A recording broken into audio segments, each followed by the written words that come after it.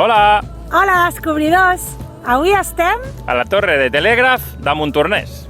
aquí, a la serralada de Marina. Després de 140 anys d'estar abandonada i 9 anys d'investigació i restauració, al damunt d'un pic de la serrada litoral trobem la torre de telègrafs,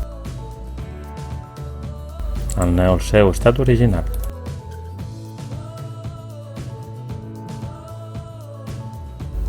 Sent la primera torre que es recupera a tota Catalunya. La telegrafia és un sistema visual de comunicació que neix al segle XVIII a França i combina formes de l'alfabet i codis per transmetre missatges. Aquesta torre és una de les 10 que formaven part de la línia Barcelona-Vic que es va construir el 1848 fins al 62. Era la número 47 de totes les estacions actives a Catalunya. Originàriament era blanca, com ara, per ser vistes a grans distàncies.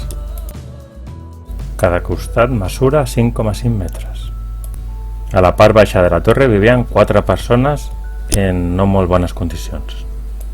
Aquí dalt gaudim d'unes vistes privilegiades de la comarca del Vallès Oriental i de la serralada litoral.